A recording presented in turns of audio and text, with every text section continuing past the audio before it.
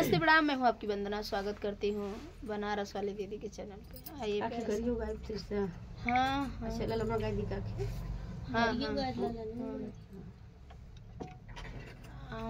हाँ बरह बरिसवा के दुल्हा कवन दुल्हा दुल्हा कवन दुल्हा ढकई लगल चूल्ही का दुआर रे लाला नवा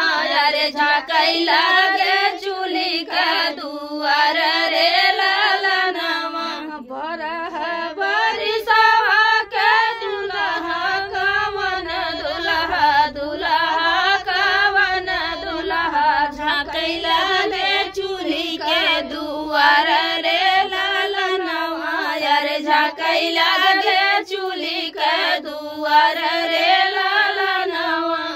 के तो है मारई धानी के गरिया वाला के गोलई बिरही न बोल रे लाला नवा रे के बोलई बिरही न बोल रे लाला नवा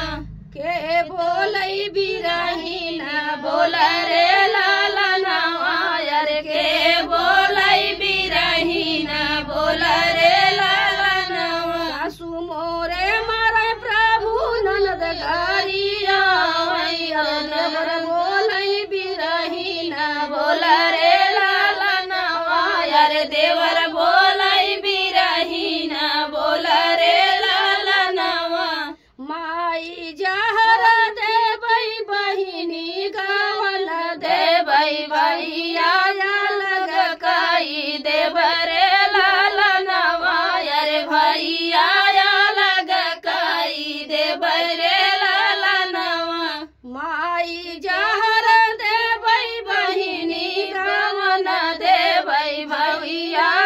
लग कई देवरे लाला नवा रे भैया लग कई देवरे लाला नवा जिन हजार प्रभु जिन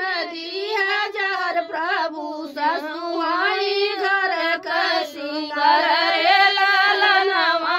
रे ससुहाई घर का खेलौना रे लाला नवा रे ननद आई आंगन के खेलौना रे लाला नवा रे देवर हऊ दाही न बहारे लाला नवा रे देवर हऊ दाही न बहारे लाला नवा। तो फ्रेंड, यह गीत कैसा लगा?